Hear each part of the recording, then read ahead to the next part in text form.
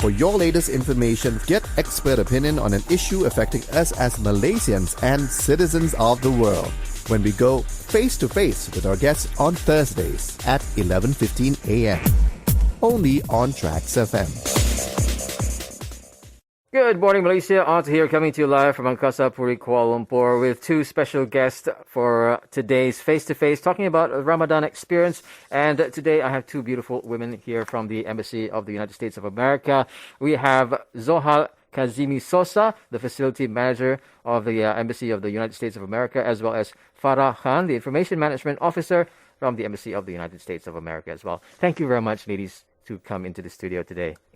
Thank you. It's a pleasure to be here. How's the commute? It was good. Yeah. Yes, good. Not a lot of traffic. Not a traffic right now. Not a lot of traffic right now, right? Not as much as the evenings. Really?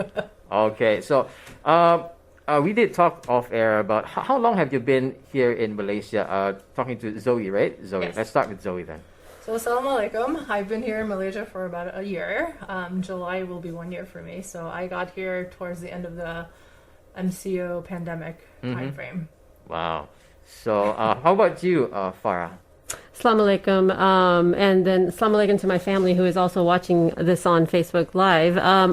This is my second tour.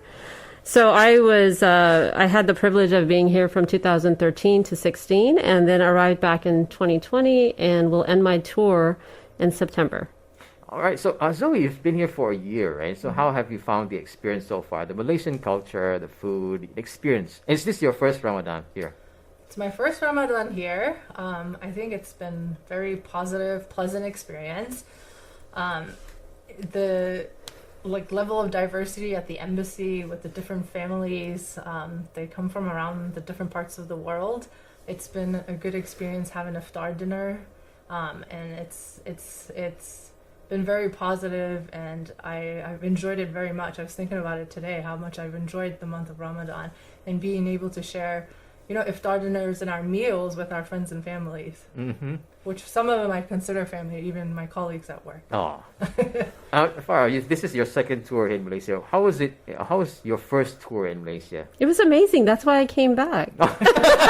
Good answer. I mean, I'm here. And, is there any difference back in the day, your first tour and this tour? Was there any difference in terms of, let's say, the modernization aspect, the culture? Has it changed before from your first tour? In regards to those two areas, I don't think it has changed. But what has changed for us is, when I came the first time, we had our third child here. So it was a different experience. And my two older children were still living with us.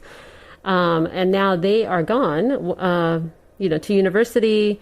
And the oldest is living in the U.S. as well. He's working there. So the experience has changed, that we are not a complete unit, a family unit like we were. But regardless of that, I mean, Malaysia is such a beautiful country. We enjoyed it so much the last time that we really lobbied to come back here. And we, again, we find it a privilege to be able to serve here again, and experience this beautiful country. I mean, how has it been in terms of, family experiences, right? You've been away with your family for so long, right? Your son? Yes, son and daughter. Son and daughter. How have you been coping? Because as government servants, we put our service in front of us, So how do you cope as a mother, as a wife as well, when it comes to, family get-togethers? That's an interesting question. It's for my children, I will have to say, when my son was leaving, and he's probably listening to this right now, I wasn't as concerned about him leaving home. As his boys nowadays, yeah. And I think he was actually very happy to go as well, on his way. Leaving the nest? Yes, he was very excited. But with our second born, I could sense her anxiety being separated from us. And that gave me anxiety as a mother, knowing that, this is the first time she's going to be on her own, independent. And so it was a little bit concerning from that aspect. As a wife, I mean, my husband is here with me. I think the other part of this whole equation as a government employee is being away from my family, my siblings, my parents. It has been a tough tour. I'm not going to lie. My mother passed away last year, right before Ramadan, and I think being so far away is the sacrifice that we make. Being public servants, it was difficult to get to the U.S. When that happened because of the COVID environment and the travel restrictions, and so that I think is the only thing there that is. I think that we carry that with us wherever we go, and so, but. Yeah, I mean. Okay, so this is not your first Ramadan here in Malaysia, Farah, right? But Zoe, this is your first, right?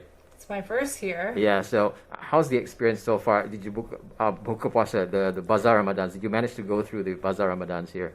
I haven't had a chance to go to the bazaar, to be honest. You're missing a lot. Okay.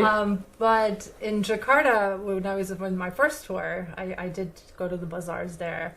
But here, unfortunately, I haven't had a chance to. But I'm still here another 2 years, so I will put it on my list to experience next year, hopefully, inshallah. Okay, all right. So next question is, what is the best part when it comes to fasting here in Malaysia? Zoe? So for me, I think it's the sense of community, being away from family. Like she said, it's hard, especially during Ramadan. And it's just my husband and I who fast. So when we were in our second tour in Brussels, it was harder because it was COVID time, and then, like you said, the travel restrictions, we weren't able to travel back home. So here with so many families that we've connected with, it's been actually a very good experience. And then the time difference, I think. So here it's 13 and a half hour fasting days. When I was in Belgium, it was 18 and a half, almost 19 hours. So I do appreciate the time difference. The difference, yes. So in that sense, it's been good. Okay, all right. So if you've just tuned in, we're talking to Zohal Kazimi-Sosa, the facility manager, as well as Farah Khan, the information management officer from the Embassy of the United States of America, talking about the Ramadan experience. So if you'd like to say hi, you can do so via our Facebook account right now at TRAXXfm Official. And looking at our Facebook now, Facebook Live, I'd just like to say hello to Atikus Muhammad. We have Ahmad Mahmoud. We have Janice Khan, Maria Rahmari. We also have... who else do we have? Kashif Khan. That's my brother. Oh, Shakila Khan. That's my sister. Good morning, guys, wherever you are. All right, so we'll be right back. We'll take a short break, and we will get back to more questions. So stay tuned. For your latest information, get expert opinion on an issue affecting us as Malaysians and citizens of the world when we go face-to-face with our guests on Thursdays at 11:15 a.m. Only on TRAXXfm. For your latest information, get expert opinion on an issue affecting us as Malaysians and citizens of the world when we go face-to-face with our guests on Thursdays at 11:15 a.m. Only on TRAXXfm. Good morning, Malaysia. 27 minutes past 11. Hope you're having a wonderful day wherever you are. And coming to you live as well on our Facebook Live right now at TRAXXfm Official. That's TRAXXfm OFFICIAL. And today I'm graced with two beautiful women over here from the Embassy of the United States. We have Zohal Kazimi-Sosa, the facility manager, as well as Farah Khan, the information management officer here today. Once again, thank you very much, ladies, for coming to the studio. Now, moving on to today's question, we have also, what are the cultural differences between U.S. and Malaysia? Let's start with Zoe. I think everything is pretty similar, to be honest, besides the time difference, obviously. I think in the U.S., depending on which part you are, I think fasting is about 14 and a half, 15 hours. As far as celebration, food, it's the same. Families get together for iftar. On the weekends, you have bigger families, like the larger group that comes together. And then, Eid al-Fitri, for example, is celebrated as a joint family. You go to different people's houses. You start with your elders first, and then work your way down. You do the Eid prayer in the morning, get dressed in your new clothes or cultural clothes. Kids get money or gifts.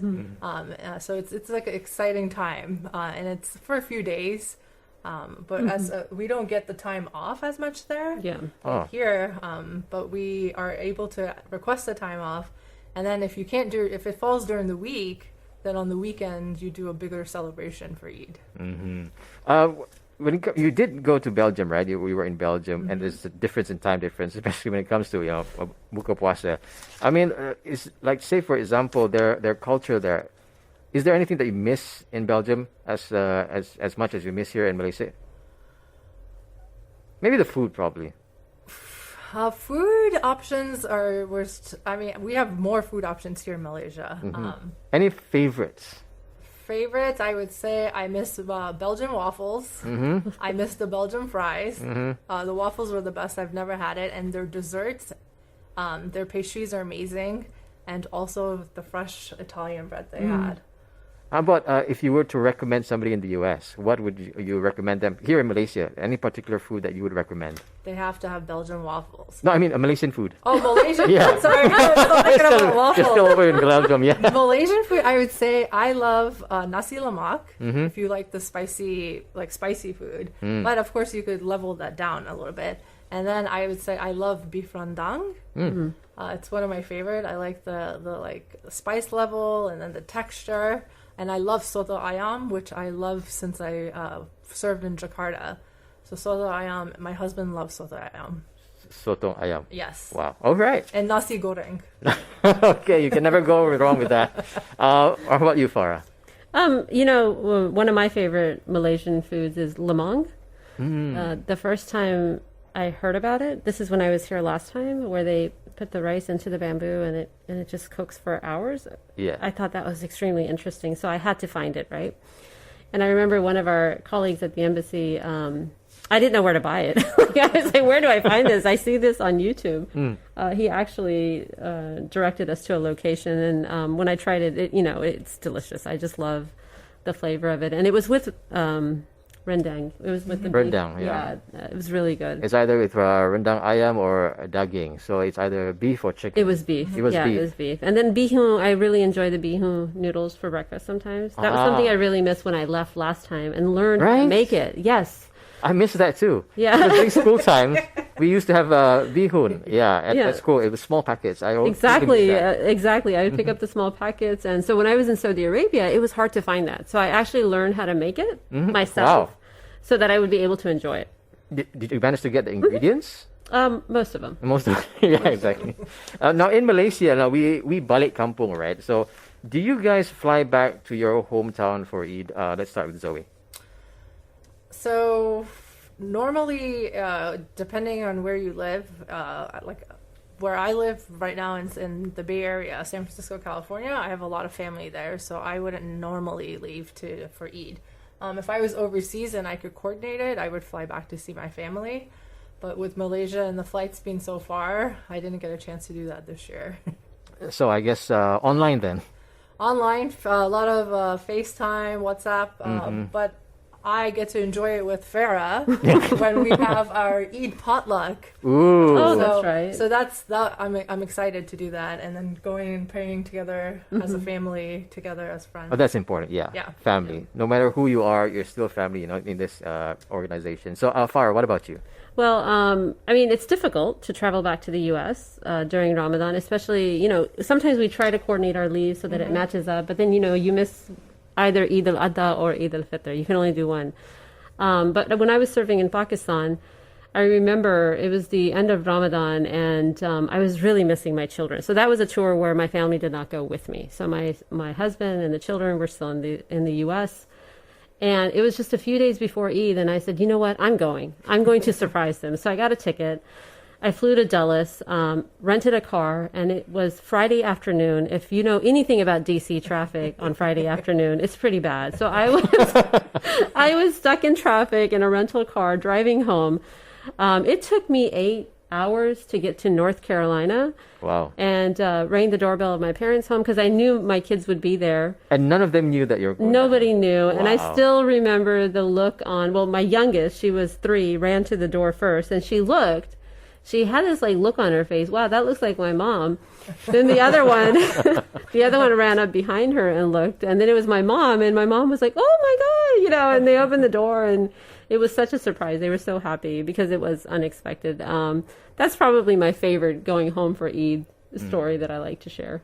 Awesome. Okay, moving on. How many countries have you actually been, and the uniqueness from each country. Let's start with Zoe again. So I've served in Jakarta, Indonesia, Belgium, and then here in Malaysia. And then in the United States, I've lived in several different places also, East Coast and West Coast. I would say each place has their unique features. Jakarta, it was actually very interesting for me because it was the first time I was serving in a Muslim country. So I actually really enjoyed the experience just the same way I'm enjoying it here. And then Brussels, it was a great experience also because I loved the change of seasons, which we don't get here. I love fall and winter. And then also I love architecture and just old Gothic style architecture. So that was actually really exciting for me to see all of that. And then Malaysia, it's unique in its own way because I've made so many new friends here and connections that I didn't really have that experience in my last 2 tours. So for me, this is a home away from home, I should say. Oh, So yeah. That's nice. that's nice. Yeah, exactly. Farah, what about you? Well, I don't know. Is this my 5th tour? Let me go through it. So my first tour was Azerbaijan. I loved Azerbaijan because it was close to the Caspian Sea. They were going through this transition. It was under Russian rule for so long, but then you can see this younger generation finding their identity and who they were. So you saw this disparity between the older generation and the younger, but it was a very interesting transformation to see and be there. And it was a Muslim country. It was interesting to see a different kind of Muslim country, right? So, I just loved the foods as well. It was very heavily Persian, I would say, inspired. That was my first time I actually had barberries. The barberry rice. I had never had it before. So Persian food is amazing too. It is amazing. I have to say it's amazing. So I'm a foodie. So the food was amazing. The place was amazing. I really enjoyed that tour. It was 2 years. Then came here to Malaysia. Of course, Malaysia, like I said, our daughter was born here. It holds a special place in my heart. Always will. And, loved the experience here as well. I love the tropical climate because I hate cold weather. Oh, really? Total opposite from Zoe. Yes. I'm with Zoe, by the way. I love cold country. A lot of people are, including my husband. But for me, the tropical climate, I just find it, easy. Easy to live in, When I was bidding on my first tour, when I had joined the Foreign Service, so our first tour is kind of directed. You're given a few options, but it's directed. The department tells you where you're going to go. And I remember Norway being on the list, and I got really anxious, so I went to go see.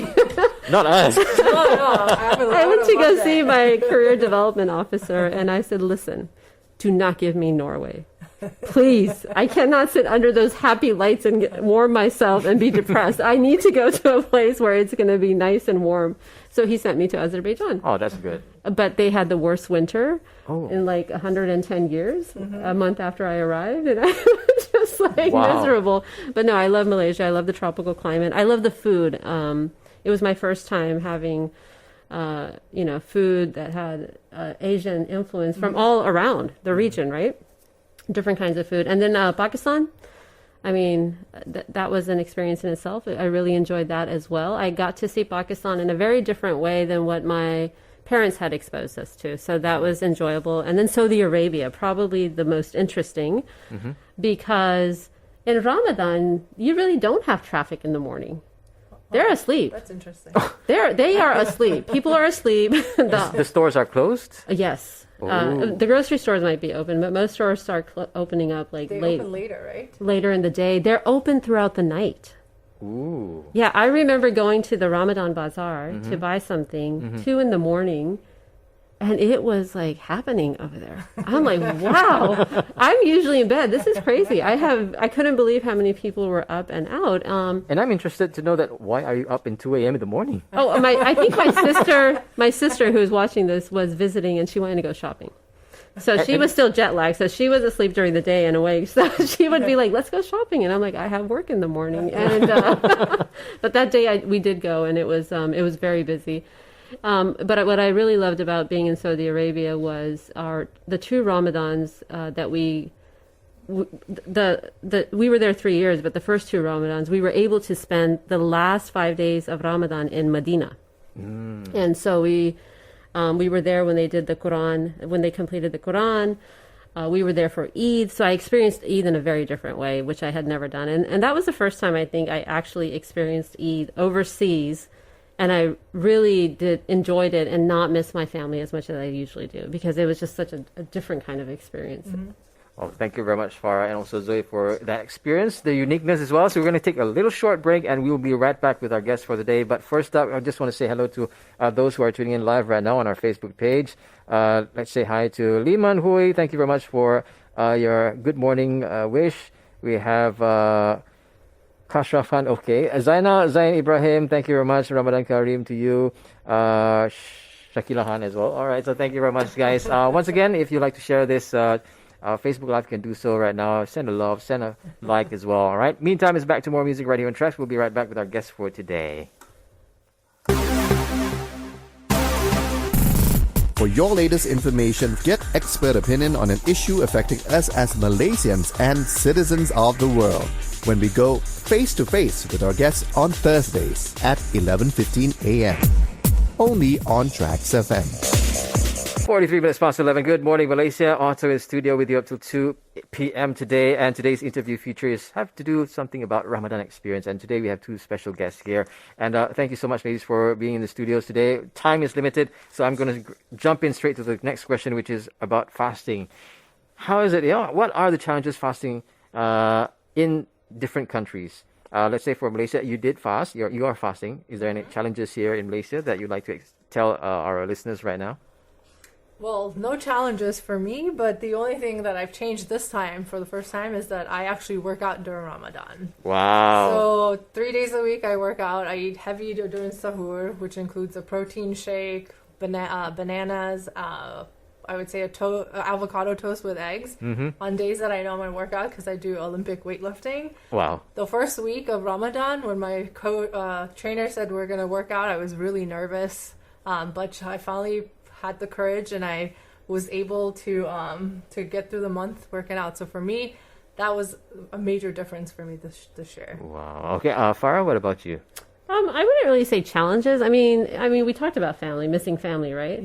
But it's been amazing to be able to serve in, especially like Muslim countries, and find halal food readily available, cooked at iftar time, and you just go pick it up. Like, that's so easy to do, right?